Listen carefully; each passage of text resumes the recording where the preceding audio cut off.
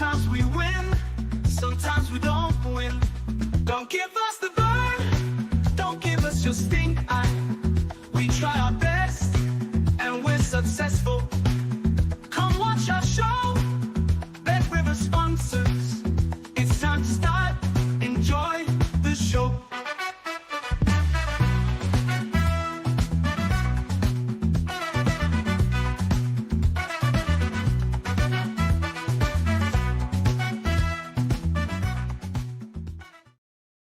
Welcome along to Betting Weekly Live. You're with Dan Roebuck alongside me, Sean Calvert. A special edition with Sean on the show, and that will mean that we are tennis heavy over the course of the next half hour, 40 minutes or so, as we talk US Open. Some things that have been covered already, but with a little bit more insight with Sean. And we'll also delve into La Liga Dos, Segunda, the second tier in Spain. There's a couple of games that are live on the BetRivers website and app that will give you some thoughts on. Welcome into Rick. Morning all. Rick says, Inter costed me a lot of cash yesterday. Sean Calvert Live WTF says, Grazza. Sean, how are you, my friend? What was that? Grazza says, Sean Calvert Live WTF. I'm not going to say what WTF means, because we'll get cancelled. Oh, I see. I get it. Yeah, I'm sorry. I'm a little bit. Because I'm a little bit behind. You're a rare visitor to the live show. This is right. Yeah, I'm off the subs bench, I think, aren't I? I think that's probably what it is. I'm good. It's the last day of the school holidays today. Predictably, Lagan's causing me problems. I had to go down to Adventure Island with him, which is like a little theme park with his mum and one of the other mums, and predictably, he's managed to make a mess of it all. He's got soaked on the water rides, purposely. And then he's messed about, slipped over, smacked his eye, like his top of his eye. Had to go into first aid down there. Oh, the pair of them were soaked. I had to leg it up the hill to Primark to get them all a new load of clothes. That was shut because someone had been taken ill in there and the paramedics had closed the place. So then I've gone. Have we got time for this? Come on, love it. I've gone over to H&M to get them all like socks, shorts. The whole thing's cost me 30 quid or whatever. Then I've had to go back down there and get them all dressed and changed, then come back here to do this. So the last day of the school holidays, and it's a transfer deadline day. It's all happening today. Onana's goalkeeping coach, it says, can we get the long-awaited story on Sean's old school raver days? Who was his favourite DJ? Did the Hacienda have to close after he hung up his dancing shoes? It's a good question. I you know what? I never actually went to the Hacienda. That was in Manchester, obviously. You're missing an awful lot. This is you. I could ask you about this, Dan. Well, you could do, yes, but this is not for this show. I can tell you that. Fair enough. My stomping ground was actually a place called Love Shack in Blackpool.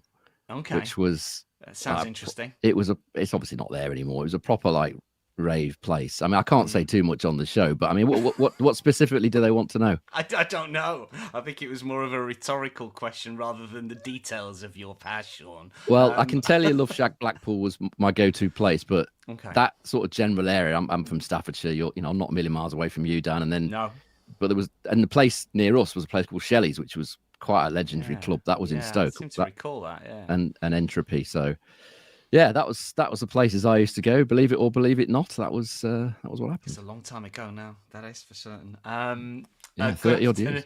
Good afternoon to Duncan. Random Walk says, "I love Sean's parenting story. You should have a podcast." I should have. You're not the first person to say that, actually. Yeah, I quite like it. Could be a career move for me. It could be. Grasser says, wait to see who's serving first in the Minaur game before I go. Overs in the first set. It's a game that we thought was going to be underway when we came on air. It's just about to start, I presume. This is a game that we've not got too much interest in, Sean, because injuries. Just I talked on the show, right? He didn't look fit at all. When he took to the court against Camel Mike Shark last time out, Mike Shark ended up being more injured than Riedi was. And that ended up in a first set retirement in favour of Riedi. But he didn't look fit at all. He said afterwards, it had taken a lot out of him. He had to come back from 2 sets and a breakdown against Cerundolo in the previous round. He's had a lot of injuries throughout his career, Riedi, and he didn't look particularly fit. So what I said on the show was, if you are going to bet on this, because they've never played, Minaur doesn't know much about Riedi, I thought set one overs would be the way to go at quite a big price, bit of a hot dog pick, because it is tricky when you're playing someone for the first time that you don't really know, and often it takes the favourite just a little while to sort of get going. So that was the thinking behind that one. just about to get underway. We are going to recap some of the stuff that Sean's talked about on Game Better Match, but obviously we've got some quarterfinals to take a look at that we haven't heard from Sean just yet. Just generally, because I've not been massively across the US Open this year, Sean, in terms of outrights, is this about right for you? Sinner -110. Did you have any outright futures plays at the start? Have you got any tickets still riding? Alcaraz +135, and then 13's bar the top two. Does all those prices look right? Have you got anything still going? Well, we've had no luck on the outrights this year. We've had so many that have withdrawn, injured, or sick. Jack Draper was the one who did it this time around. He got injured, withdrew from his second round match. Tiafoe was the other one I had. Real hot dog pick at 150-1. Normally goes well here, but he put in a shocking performance against Jan-Lennard Struff. So the outrights are down. It's always difficult to oppose the two elite players, Sinner and Alcaraz. Where we're at now in the men's game, you're looking at who can possibly beat these guys. Is Sinner fit? Is Alcaraz fit? You're looking for an angle to try and get one of them beat, which is not that easy to do. So, yeah, I mean, ultimately they're the best two by a long way. Djokovic has still got the level, but has he got the legs? And then after that, you're into more hopeful picks than anything else, really. Now then, Sean's on the show, so therefore automatically we click over to 11,000 subscribers. This is what Sean brings to the party. So is it really? God, we've clicked over to 11,000. You've brought along some new subscribers. Look, we want to get. It's my to anecdotes, 12. Isn't it? That's what it is. It's the stories around the man. So 11,000 subscribers. Congratulations to Nigel, all of the team. Done a brilliant job. Sean, obviously, as well. The tennis doing some remarkable numbers over the course of the summer. We hope to keep it up. We hope to get to 12,000. The more subscribers we get, the more content that we can provide for you guys. So hopefully you enjoy it. And pat on the back all round to all the backroom staff as well that put the shows together. 11,000. Here's to the next 1,000. If you haven't subscribed, then now is the time to do so. Make sure you subscribe and like. Right, let's rattle through some of the stuff that you may well have talked about already, Sean, but just remind us what you like, what you don't like in the games that are still to come. First of all, we've got the Felix Auger-Aliassime against Andrey Rublev game, which I guess is underway pretty soon as well. Rublev -129 favourite with Auger-Aliassime at +110. Any angles in? What did you mention on the Game Better Match for this one? Set one overs in this one, just because over 10.5 in set one, -112 for Bet Rivers, just because of the way they play these two. They've played many times on sort of hard and clay, and when they have played on hard, it's been pretty close. The head-to-head service points won and return points won totals. Rublev 99.8, Felix 100.2. So it's a cigarette paper between them, as Nigel likes to say, in terms of the statistics on hard. Rublev's had the call when they've played on clay, but as I said, the hard court series there's nothing in it really. And 4 of the last 5 opening sets that these guys have played on hard have gone over 10.5 games. So I'm getting confused here. I think I've written the wrong one down here. Sorry, I'm getting confused. Over 10.5 in set one is a +143 chance for Bet Rivers. I'm looking at the wrong bet here. I had 2 suggestions. Over 10.5 in set one, +143, or over 41.5 was -112. I think I've read that out wrong. But as I said, 4 of their 5 opening sets, I have gone over 10.5 when they've played on hard.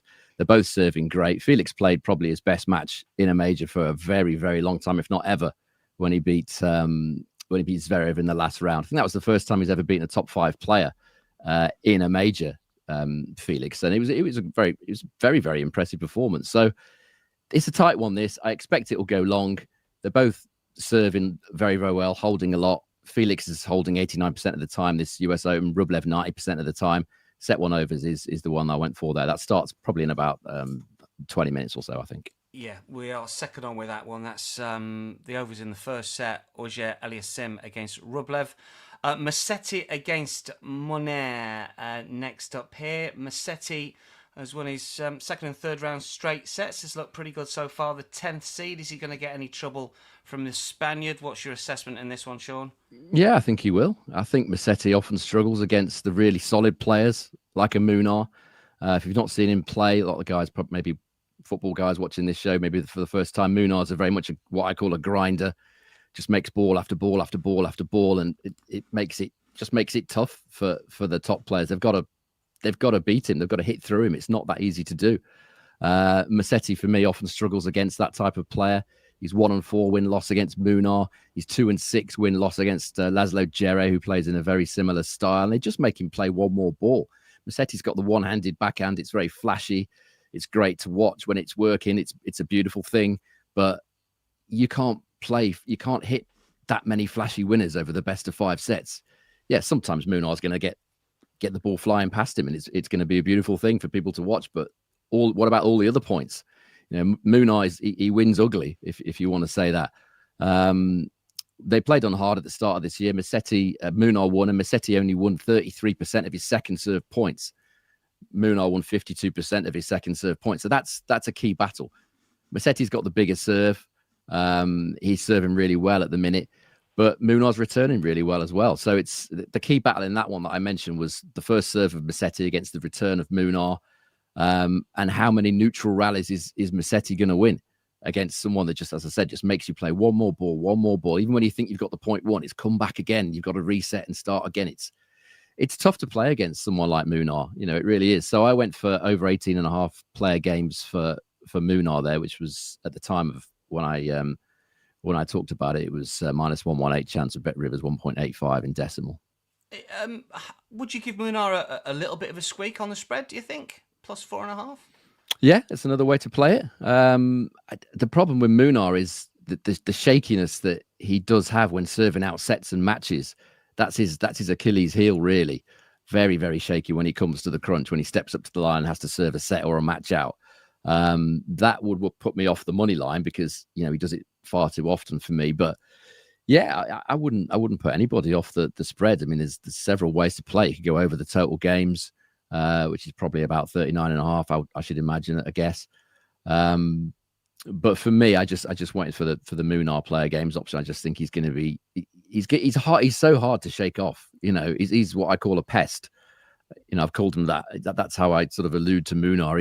He is a pest. He's not the most talented player in the world, but he just makes you play. He makes you beat him. He makes you just play one more ball, and sometimes that's enough. I doubt it'll be enough against Musetti, but it should be enough to make it a real long grind. Overs for the games for Munar for that one. Duncan says, I'm a huge tennis fan, but the men's singles has never been more predictable. All these matches for the inevitable Sinner-Alcaraz final. Is that fair, or is that just recency bias and it's just this season?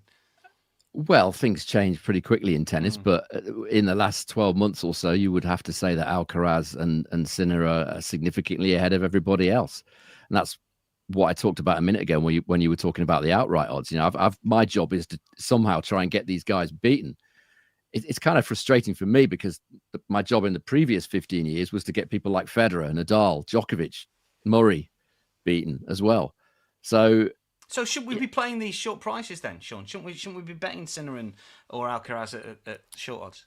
People will, yeah, for sure. I mean, probably the best way to do it is find a market that has Sinner versus Alcaraz final just for a bit of extra juice. But the problem with the US Open is it's the end of not the end, but close to the end of a long season, a tough season, physical season, and it is the tournament where you get a few more of the top guys losing. So that would put me off doing it at the US Open. You get quite a lot of big price finalists here. Last year, Fritz was 80-1. We've had quite a few similar sort of prices, big price finalists. It's not, for me, it's not quite like when Nadal was sort of odds on to win the French and you felt like the other guys, what's the point in you even turning up? That it's not quite that vibe, because Sinner, you just feel like physically he could have a letdown. There always seems to be something wrong with him. Alcaraz occasionally, like last year, he lost to Botic van der Zandschulp here at the US Open. So it's not quite that it's not that predictable, but it is kind of getting that way at the minute. Grazza says, I've gone over 37.5 games in the Musetti match rather than the 18.5 games.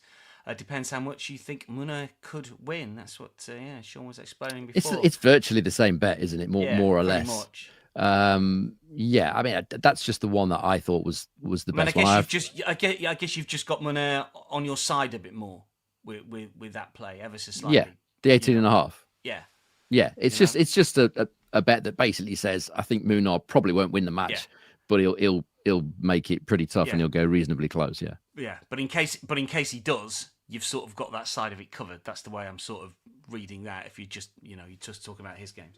Yeah, I mean, the only way that I could bet that bet could let you down, and it has before for me, but not in slams. In the best of three, it has. Is if he wins this 6-something, 6-something, 6-something, straight sets, that's I just don't see that happening. I really don't see that. If he's going to win, listening to what you're saying, it's going to be a 3-1 or 3-2. But ultimately, you could still lose and you could still cover, couldn't you?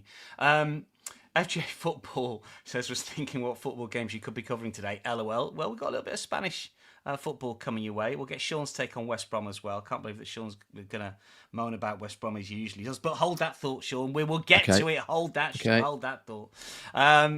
Let's talk about just one other last 16 game in the tennis before we get to a little bit of soccer. And this is the Sinner Bublik game here. Look, Sinner minus 1250, Bublik plus 800. Can we squeeze any value about those regular markets? Have you got anything in the props for this one for us, Sean? Sinner Bublik? Yeah, took one. Bublik to win a set. It was plus 120 with Bet Rivers. I'm not sure what it is now. It was probably 24 hours ago when I initially started talking about this. But I mean, Sinner was bad against Shapovalov in the last round. I'm not saying he's going to be that bad again, but it's a worry. If you backed him at even money or whatever he is, slight plus money at the start of the tournament. I mean, Shapovalov, he had some great chances. The third set was key, as I mentioned. Shapovalov was 1 point away from being a double break up on Sinner, and people were thinking, right, he's 2-1 up here, Shapovalov. But anyone that's seen Shapovalov play, people that are watching this show will know what Shapovalov's Achilles heel is, and it's the double faults, and it always comes about when he's stressed, when he's nervy. It's getting tight. When he gets tight, the double faults come in. But Sinner was all over the place at times in that match. The forehand was as bad as I've seen him hit it for a very long time, certainly on a hard court. And Bublik's flying at the minute. People that maybe haven't watched the tennis, he's coming into this match having held serve 55 straight times in this tournament. And looking as good as he can. He's had a real renaissance this year, Bublik. The head-to-head's not that overwhelming in favour of Sinner. It's a decent advantage for Sinner, but it's not 1 to 20 or whatever it is at the minute. It's not that overwhelming. And Bublik won their most recent match. All right, it was on grass in Halle where Bublik is at his best, but he's still beating him. It's not too many players beat Jannik Sinner on quick surfaces. As I said, he's held serve 100% of the time here, won 86% of first serve points won. The issue where I think he's perhaps not going to get the match won on his side is the second serve. I mean, how many of them second serve points is he going to win? But for me, if Sinner doesn't improve markedly on what I saw against Shapovalov, then plus money on Bublik to win a set is definitely a good play there. So that's the night match tonight, I think. Yeah, it is. So to win a set, Bublik is the play. Check out the odds on Bet Rivers. Just going back to what we were talking about on the futures as well. I mean, a lot of the time you'll get quarter betting. Is that a better angle in for those who think, well, I don't want to bet Alcaraz Sinner short prices to win tournaments, but I can't see them not winning it. Do you go and bet a quarter with looking at quarters that those two players aren't in? Is that a possibility?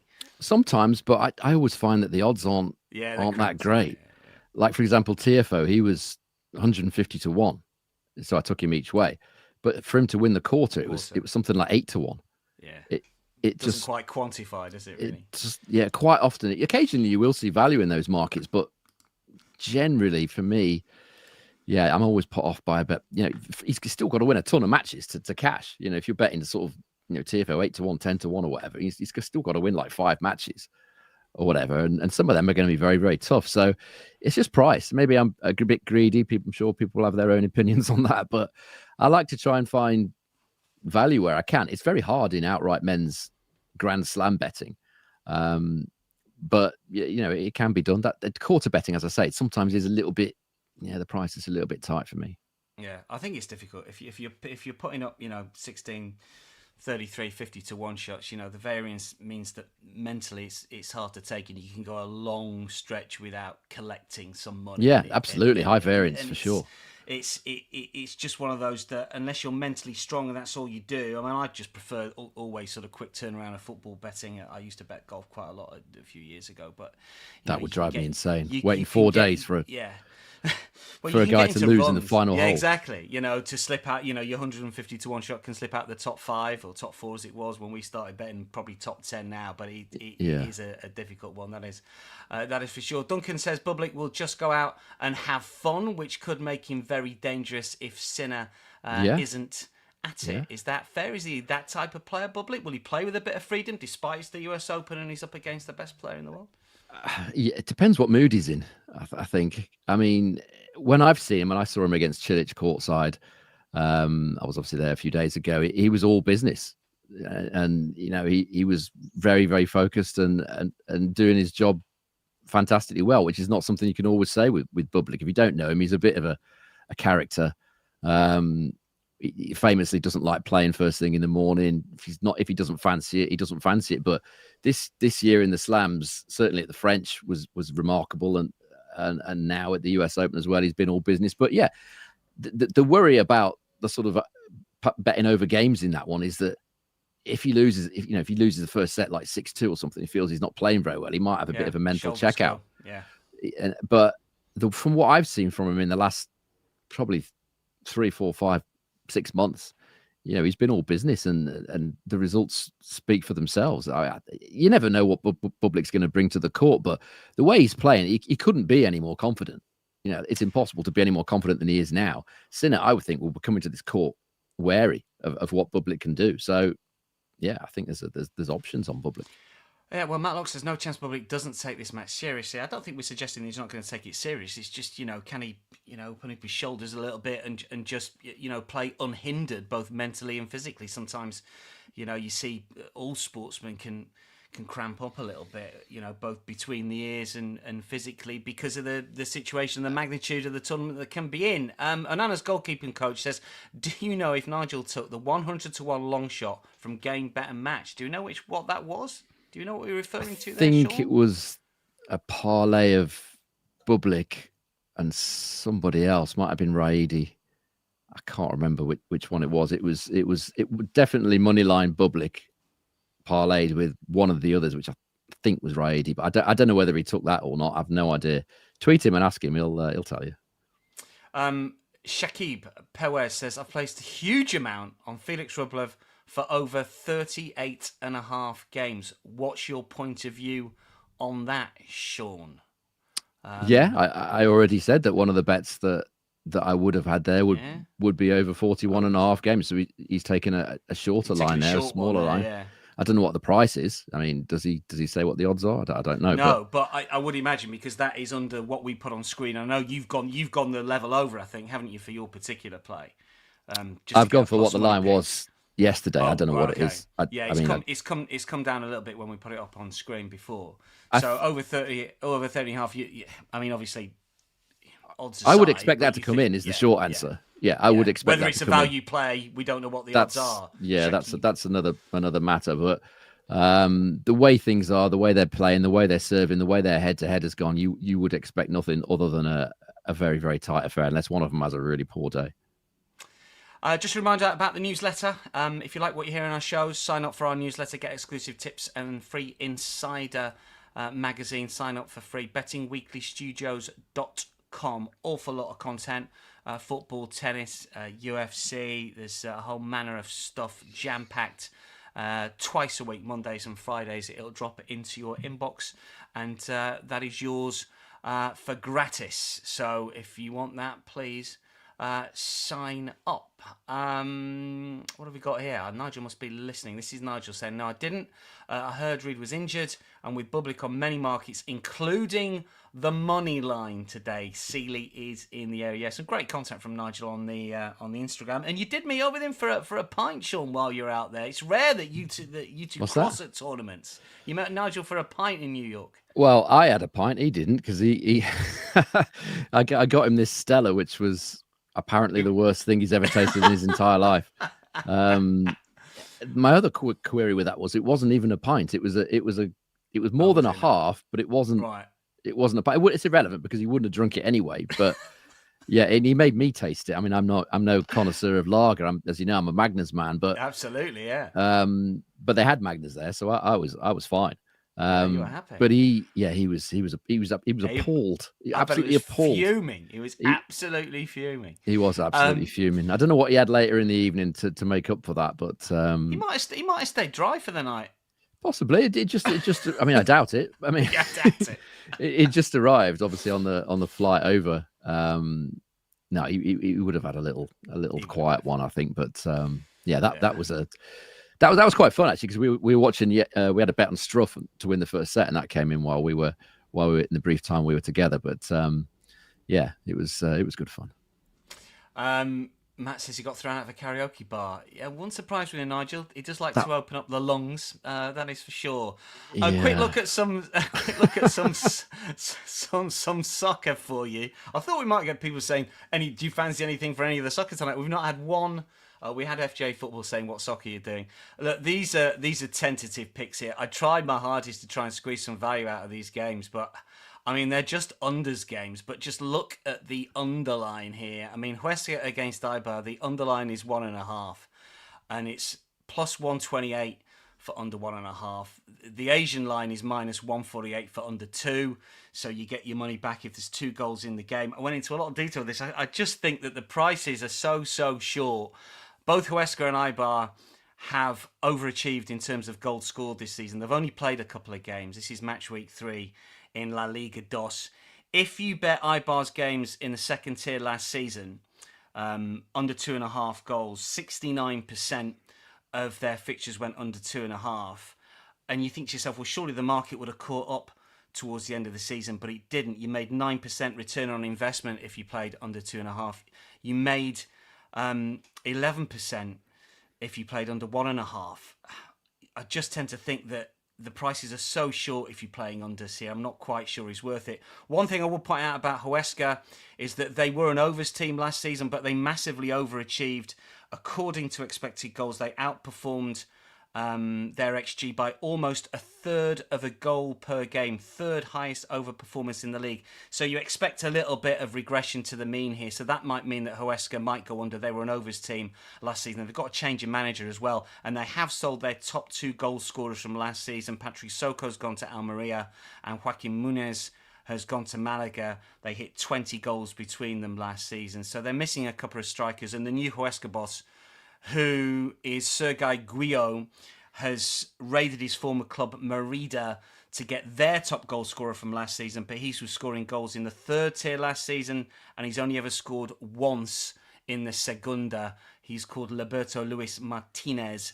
It all points to under for Huesca Eibar, but do you really want to take plus 128 under 1.5? I'm really reluctant. I mean, you've got 1-0 either side. 1-0 either team on your side, but it's one of those games that I just think I'd probably steer clear of. Same with Leganes against Deportivo. Tentative picks are both unders. Under 2 is minus 108 for Leganes against Deportivo.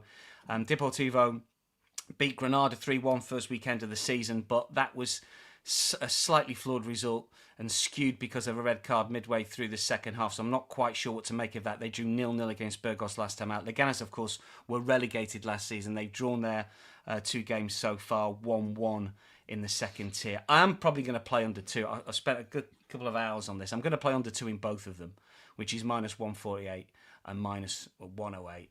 And let's hope that we don't see that many goals. A says, I might parlay both games as draws. I couldn't put you off that at all. Recent form suggests that both will be close. Yeah, I get that. For sure. Effie says, Deportivo on the money line is the way to play. And we had a few comments talking about Spurs, saying, does anyone know why Spurs were so dreadful at the weekend? Their stats were the worst I've seen. Actually thought that they were wrong. 1 shot on target, 0.1 NXG at home. I think they're just reverting to being a bit Spursy is the answer to that. And Colomwani to Spurs for the season, making the Solanke top scorer bet look a little bit worse. Yeah, we're all on Solanke. He's not 100% fit, I don't think. So that is a concern with Colomwani coming in. What is this message we got as well? From Anana's goalkeeping coach, says, Nigel, do you fancy Beatrice again, or is it too tough this time against Anisimova? So that's one for Nigel, if you're still with us, Nigel.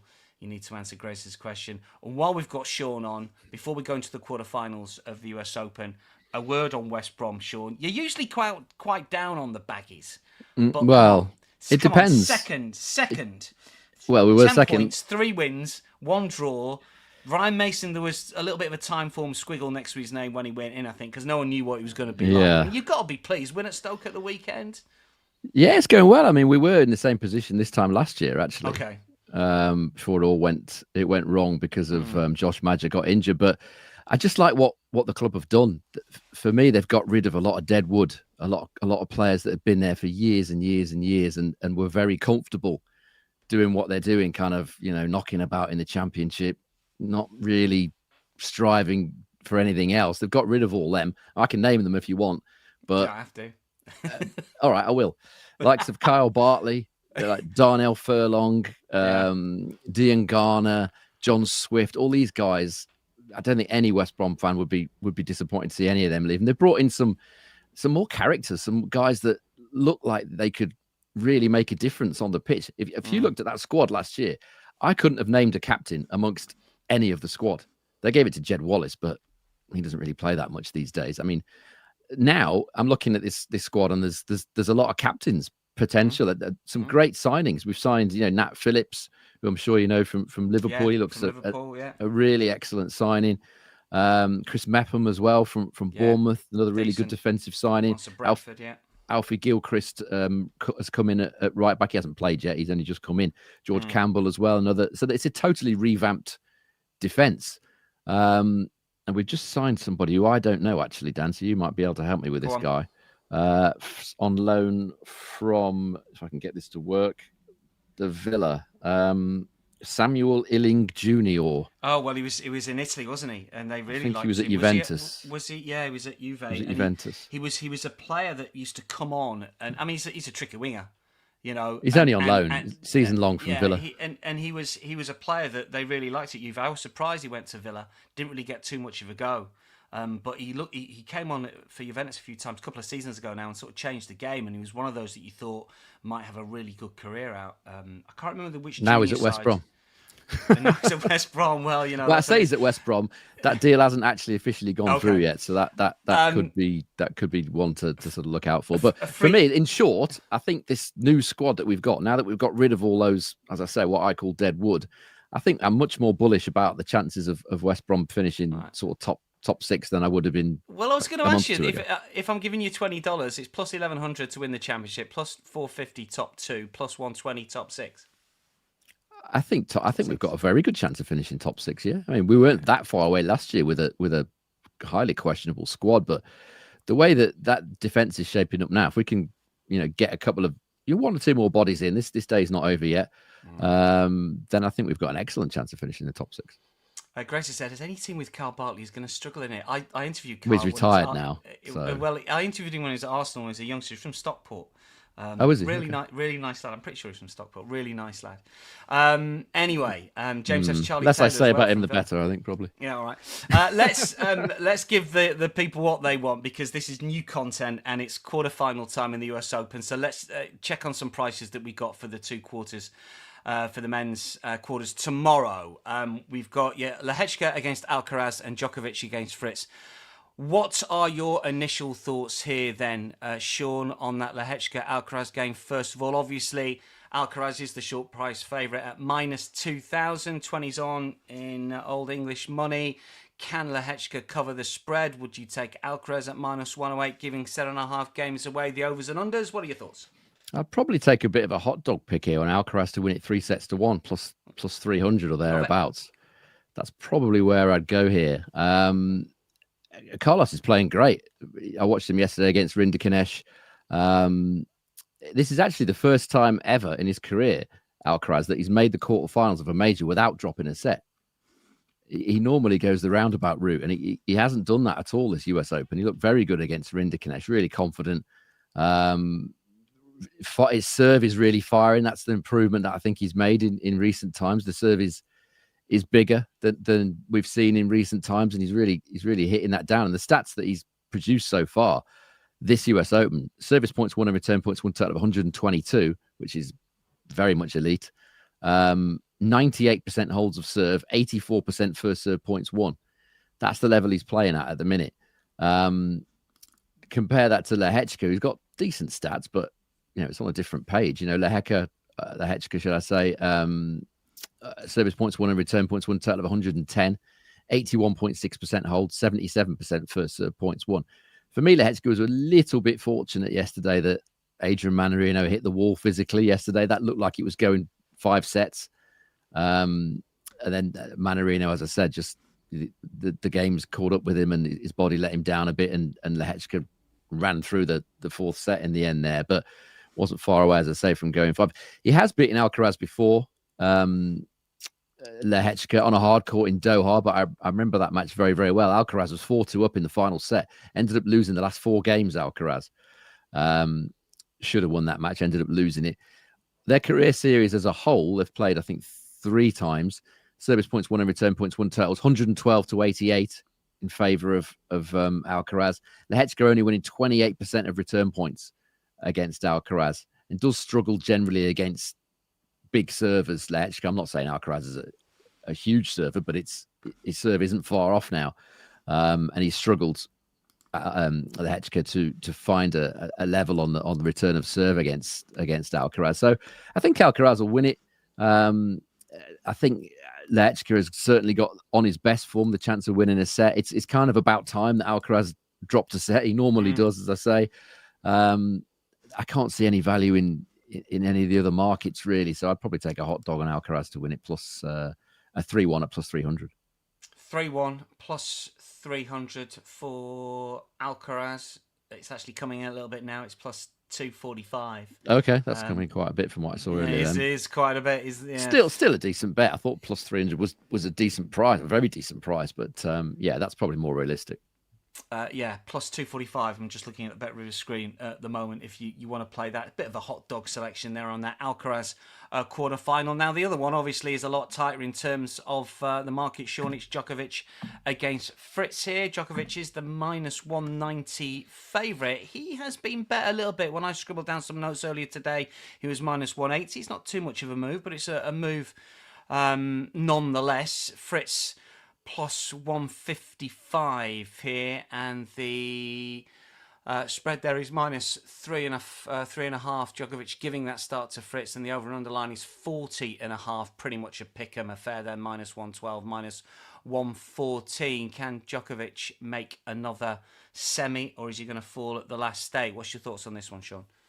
Well, it's been an overwhelming head-to-head in favour of Novak Djokovic. I mean, this is all about what Djokovic has left in the tank physically at 38, and after a few toughish games, matches already that he's played so far, that's been his problem recently. By the time he's met the better players, he's wasted a lot of energy, which would have been fine in previous years, but now that he's 38, the body isn't recovering as well as it used to be, as it used to do, because he's dominated this career series, as anyone who's ever seen these two face each other will recall. He's 10-0 head-to-head. Djokovic has won all 10 of their career meetings. Overall, their service points won and return points won totals 112-88, the same as the advantage of Lehecka Alcaraz a minute ago. So fairly dominant head-to-head. Fritz has only held serve 70% of the time against Novak Djokovic. People will now say to me, well, things are different now. Djokovic is 38. Fritz is playing his best tennis. Well, if you look at the last 2 matches, which were both played in 2024, the advantage is actually slightly more. Djokovic 113-87 in service points won and return points won totals in the 2 matches that they played last year, which were both on hard courts, I think. And that the problem is Fritz is only winning, again, similar to Lehecka, Fritz is only winning 27% of return points against Novak Djokovic. People won't remember Djokovic as a big server, but you don't need to be. I mean, Federer wasn't a big server. It's just if you're a precise server, if you can put that ball where you want it, doesn't have to be 138, 140 mile an hour. And that's what Novak Djokovic does. So accurate on serve, very underrated on serve for me throughout his career. He just puts it where you don't want it, which is basically tennis in a nutshell. So on the matchup, it's kind of hard to fancy Fritz. The question you've got to ask yourself as a bettor is Novak Djokovic fit enough to beat him over 5 sets now, at the age of 38? He seems to have a lot of medical timeouts these days. There's always some sort of problem now, whereas there wasn't years and years ago. He's got so many miles on the clock, so to speak. But Fritz against the elite players, for me, he still lacks that extra layer to his game. I've said it many, many times about Fritz. He doesn't come to the net enough, anywhere near enough, because he's not comfortable there. He's got big serve, reliable backhand, decent forehand. Is that enough to beat the elite players? No, not for me. He's got to have a net game. He can't beat these guys from the back of the court. If we look at what he's done against the trio of Djokovic, Alcaraz, and Sinner in his career, he's played them 18 times at main level, and he's lost 17 of them. And his service points won and return points won total is 90.5 in those matches. So betting wise, I think for me, Djokovic probably has to win it in 3 or 4. I wouldn't fancy him the way that his body is now at the age of 38 if it went to a 5th. So there's a couple of ways he could play this. Maybe play Djokovic minus 1.5 sets. That was minus 106 when I looked earlier on with Bet Rivers. It might have changed. Not sure. And if you fancy Fritz, I would take maybe the 3-2. I think that's perhaps the only way I can see Fritz winning is by in that really long match when Djokovic maybe starts to sort of struggle a bit physically. So yeah, I think Djokovic will, if he's fit, will come through. But if he's got a few of those little injury problems, it could be Fritz in 5. That's how I feel about that one. Yeah, that's interesting. I mean, just reading between the lines here and just listening to what you're talking about with Djokovic, everybody knows that he's past his best. That's an absolute given. And you can trot out all of the head-to-head with some of the younger guys, but as you've just sort of mentioned there, Fritz isn't getting any better against these players, is he? And okay, Djokovic is on the down, but where's in terms of Fritz's career, has he already, is he going down the other side now, do you think, or has he got more to offer because he could deteriorate a lot quicker than Djokovic might do? Is that a fair thing to say? Not just about Fritz, but against all sort of players that you think, well, surely this is their chance now to beat those top players. I think if they didn't do it when they were a little bit younger. I think from a Fritz point of view, it's just that point that I made that he doesn't have that extra layer to his game. If you remember years and years and years ago, Djokovic was an out and out baseliner. Then he realized, I'm playing Nadal and Federer. I've got to do something else. I've got to add another layer to my game. So he brought in Goran Ivanisevic, who sort of gave him, if you like, it's a lot of hard work involved, but between them, they came up with a net game. Fritz, he just doesn't do it. He hates it. He does not like. He's not a great volleyer. He's not comfortable at the net. So you're saying that Taylor Fritz has got to outplay these guys from the back of the court, and the reality is he isn't as good as them. So at the minute, he's world number 4. I think is a great achievement for Taylor Fritz. The way that he plays. If he was to somehow add a net game, I don't think he's going to do it because I don't think he's comfortable doing it. But if he did, I think that would give him a much, much better chance of beating these guys. It's just not working from the back of the court. The problem is he's not comfortable doing it. Lewis Silver says Djokovic minus 3.5 is the way that he is going to play. I mean, we're suggesting if you're a Djokovic fan, you've got to get with him early, 3-1, 3-0. If it goes long, then potentially, the younger guy by 11 years, Fritz, will probably get over the line in 5. Those are the sort of the two ways you could play it, sure. That's the way I would approach this one, yeah. Good stuff. That just about wraps it all up. We need your best bet then, Sean. Obviously, I don't know if you're going to tackle the quarterfinals, all of them with Nigel again or not, because there's another 2 still TBC. Yeah, we're going to do a show tomorrow, actually. Okay. So a bit more detail from Sean in that one with a few more better questions from Nigel for sure. And obviously we've got those rounds of 16 games that haven't yet started. So of the tennis that we've talked about over the course of the last 45 minutes, Sean, what would be your best play for those wanting an interest in the US Open? I think the best play tonight is the Bublik play. Bublik to win a set against Sinner. It's, as I said, I'm not sure what the price is now. It was plus 120 with Bet Rivers for him to win a set. That might have come in a little bit. I'm not sure, but that's probably the strongest one out of everything that I've talked about in the last, over yesterday and on today's show as well. What would you go down with that? Would you go down to even money? I would go. I think plus 110 probably the lowest I would probably go there. I mean, you might be able to twist my arm at even money potentially, maybe, but. In play is a possibility as well. I'm not 100% sure what the odds are, but I think anything... Plus 102 at the moment, Bublik to win at least one set. Is that just about palatable? It's kind of on the edge of what's acceptable for me, yeah. I mean, I've got it at plus 120, but I still think it's a fair shout. Yeah. It's fair shout. That's the best bet. We would like a little bit better in terms of odds, but plus 102 is the price at the moment. You never know, things could change. Hopefully he'll go for us and drift out a little bit ahead of that match getting underway. Sean, been an absolute pleasure, as per usual. Look forward to more of your game bet and match with Nigel when he's back from the States. Still to come today, we've got more tennis. We've got Mitch and Dustin who are going to be on at 1, obviously more US Open chat.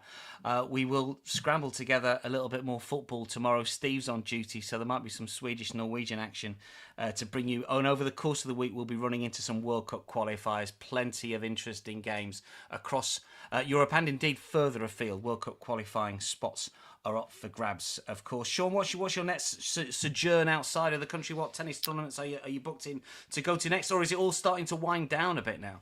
Well, the problem for me is that after this is the Asian swing, so China. And I'd love to do that, actually, because it's a real good part of the tour for me. It's always been a successful part of the tour for me, but I don't think you can use any social media out there. Probably not. I don't. So I wouldn't be able to do anything. I probably wouldn't be able to record the show. I probably wouldn't be able to access any odds. I wouldn't be able to do any posts. That's fair. I'd love to be able to do that. I really would. But it's not possible. So the next one for me will be the Paris Masters, which they've moved venues this year. Anyone that's watched me talk about that particular tournament will know I've been quite disparaging about the way that it's been set up, but it's moved to a totally different venue. So I'm going to check out the new venue in Paris. That's not until sort of third week of October. So I'm here for the Asian swing and then a little bit of a trip to Paris at the end of the year. Brilliant stuff.